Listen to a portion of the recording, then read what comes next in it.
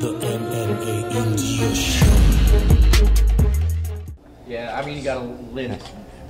How's the orbital? What's that? How's the orbital? Oh, How's the it's cheek? great. The doctor did a good job. Didn't feel any pain? Not no at all. issues? Nope. Weren't at all concerned? Nope, not at all, yeah. Good to hear. So, Josh, apparently you don't have knockout. You're not knockout artist. Hey, same thing. I never said that. All I said was, if I land one clean punch, that'll be it. And I said, you ask anyone from our team who hits the hardest, 9 out of 10 will say me. Yeah, just is that more or less how you saw the fight going? I mean, maybe not like a highlight reel knockout like that, but did you figure you would eventually catch him with something like that? Yeah, only one punch. And the funny, or it's not even funny, I work with a mind coach, and he records the sessions. I'm hoping I'll put that out there if I can get it from him. And we just went over it for an hour straight, and it was that exact punch. Landing an overhand right, perfect placement to the chin, and him just out cold, hitting the ground, and walk-off home run.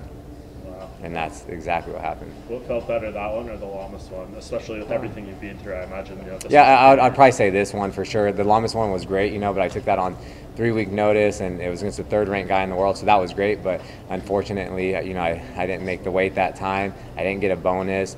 That one I think is I should get a performance bonus. I've never got one from the UFC, so I'm hoping they come through this time. Yeah, hopefully Justin doesn't take up too many of them for that. Hey, there was 3 finishes, right? Yeah, definitely. So, I mean, I know you said before the fight you're just trying to live in the moment each time you go out there, and day by day. But where do you move forward after a win like this? Michael's obviously been around the UFC a really long time. Beating him means something. Yeah, definitely. I thought a big win over Michael Johnson, a good performance, and especially a big finish. I'm not sure, has he ever been knocked out like that? I don't think he's ever been knocked out, right? And I've done that to a handful of people that have never been knocked out. I give them their first knockout loss like that. And I figured if I did something like that, then it would put me right back into the mix.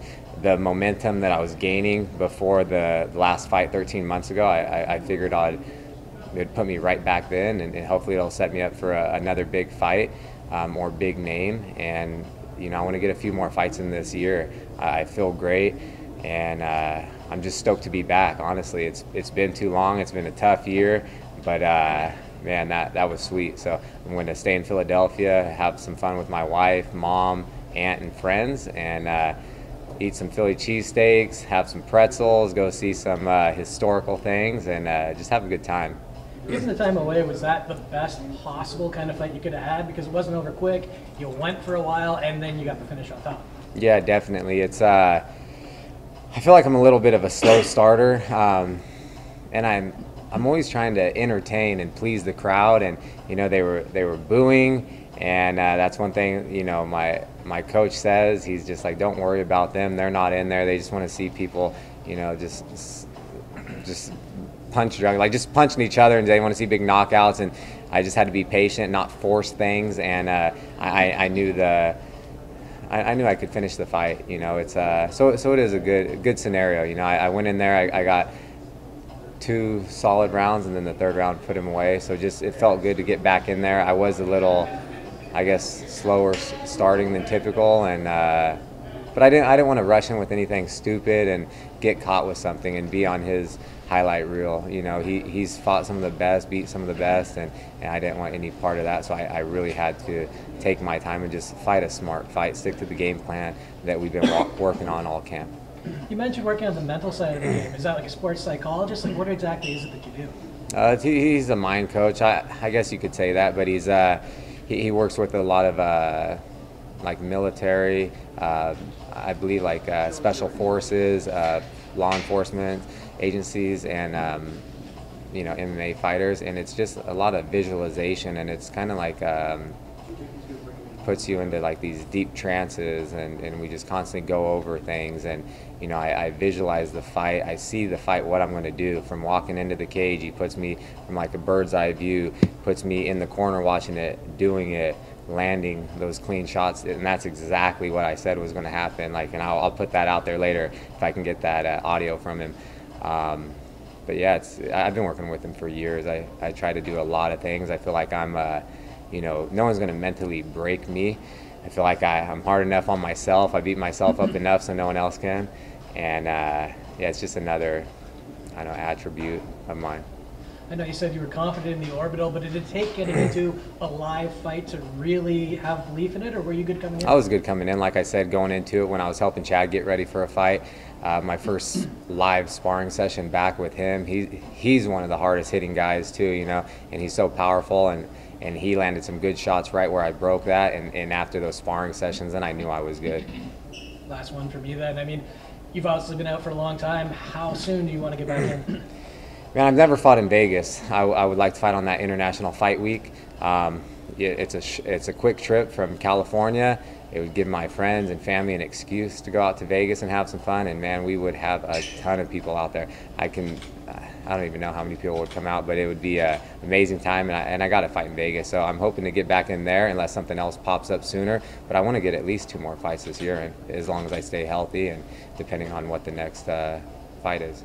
Anyone stick out to you in terms of No, not at all. Just like I said, I want to fight people in front of me or bigger name fights. Is it gratifying? I mean, I feel like after the Lamas, when you jumped up so high in the rankings, and you know, you got, especially with the weight, you got a little criticism. You know, some people said maybe he doesn't deserve that spot, but you go do what you did to Michael Johnson, another top guy. Does this kind of validate you even more that you know you just do really belong at the very top of the featherweight division? Yeah, I believe so. You know, I feel like that's the reason why I got in this sport. I truly believe I'm one of the best fighters. I will be a world champion. If the best me shows up, nobody can beat me. And like I've said before, you really have to put me out to finish me. You'll never see me cower away. You see people break in fights, you will not break me. And you'll never see me want out of the fight. You know, you see it all the time. People getting hit and then they just put their hands up and they want out. Like that won't happen to me. But I believe. I believe such a big win over him. I do belong here, and I've showed it. I fought the best. The only thing that happened was the last fight. I got caught. You know, I got caught and then put me out because I didn't jump on him like he did in the first round. Is there any desire to run it back with Jeremy at that point? Yeah, we'll see what happens moving forward. I know he's coming off a few losses. I'm coming off a win. I just want to, like I said, decompress, go have some fun, and then talk to my coaches and figure out what's next. I was going to say, yeah, there were some slower moments in the first 2 rounds. Like you said, the crowd was booing a little. Were you thinking of that one big shot throughout those first 2 rounds, even in the more cautious moments? Yeah, I came close to landing them. Like a few in the first round, I missed with the big one, just inches from him, and then in the second, a big hook. But I did hit him a few times hard, and then he put on a poker face, you know, because he was kind of talking in there. And yeah, I thought the first round, I thought I won the first round. It was really close. I thought he won the second round. And then when I went back to the corner, Joey, Danny, and Uriah are like, just let it loose. Like, just go. You need a big round. Possibly need a finish. Just go out there and just, who cares? And I was just thinking, okay, I'm going to go for broke. I'm going to go out there swinging. And, you know, you never want to leave it to the judges' scorecards. I'm trying to finish the fight, even in the first round. You know, people say that all the time. No one in this fight game is trying to do that. They're trying to finish the fight with every punch, you know, so it's just the people that say that. No one's trying to let the judges decide what happens because a lot of times they don't know what's going on. But yeah, I just went out there and it took me a while to get going. That's all I can say. I feel like 13-month layoff, it just yeah, it was a little different, and I didn't want to rush in and get caught with something because he has so much experience, you know what I mean?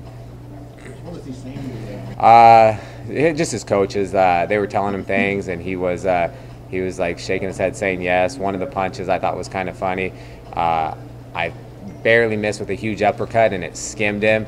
And then I heard one of my coaches say he felt that and he was shaking his head saying no. And I told him I know I missed. And so that's why we were just kind of laughing about that. But I know you said you needed a big round in that third round. That shot that put him away, were you, like you said before, were you just swinging, or did you see an opening that, you know, you knew you saw it and bang, it was going to be right there? Yeah, I kept going with like the jab cross, and then I just knew I threw a jab, and then a jab to his body. He dropped his hands because I almost clipped him with that same right hand in the first, so I just got him to drop his hands a little, and then just kind of covered the distance and landed that perfect placement on his chin with the right hand. Couple just last quick questions. As you kind of answered this already, but you said he was dropping. A lot of people seem to notice he was dropping his left hand repeatedly. Mm-hmm. So that was the target, obviously. Mm-hmm. And you know, southpaw versus orthodox match up well. So I'm just trying to get out of his foot.